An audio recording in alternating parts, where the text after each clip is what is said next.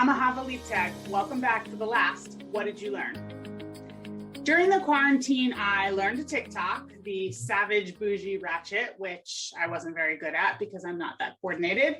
I did make a sourdough starter and made some sourdough bread, although not a ton. I was already a jigsaw puzzler, and I did take up the game of mahjong, which is highly addictive, and I play a lot. So I guess you could say that I spent my time during the quarantine really spending time with my family and exploring new things and trying new shows. I did become obsessed with Schitt's Creek, as you may have heard me talk about.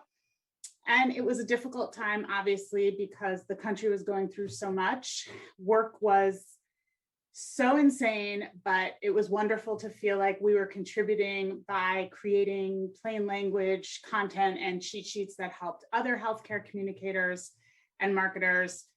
And yeah, I don't think I'm going to look back on this time very fondly, although I do think that it was a time of tremendous personal and professional growth. What I learned most from this time period was actually in interviewing the 52 people who graciously gave me their time and asked them all the questions about what they were learning. I would often pose a question as, do you think it's A or B? And very often people would respond and say, I don't think it has to be that black and white, or I don't think it has to be either or I think we can look at it from a more nuanced position. And it made me realize that we probably weren't making the best possible decisions that we could make in a normal time period. We were making the best possible decisions that we could make with the information that we had at hand. And that it isn't always a black or white situation. And we'd love to be able to say in the perfect situation, this would be what we would do, but those are not what we have in front of us. So what are we going to do to try to find the best solution within these set of circumstances?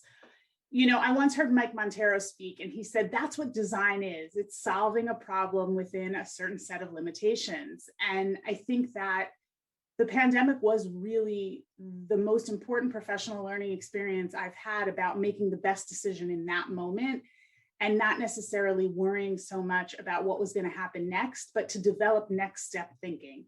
We're going to do A, and then when A sort of plays itself out, then we're going to decide what to do. We're not going to think through A, B, C, D, E, because if we do that, we will literally drive ourselves crazy because A would play out in a manner of, days or hours. I think the thing that I will take with me for the rest of my career is that at the beginning of the pandemic, I decided that I couldn't be on the front line. I don't have any medical training in that way.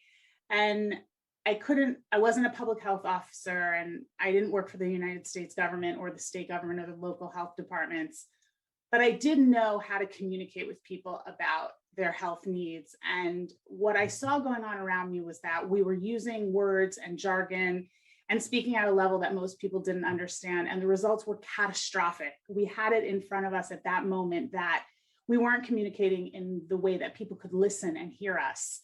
And a lot of people wanted to blame it on politics or where people were getting their information from or infodemics. But the way that we communicate with people influences who they decide to listen to, what they decide to listen to, how they take those pieces of information and use them in their lives to make decisions.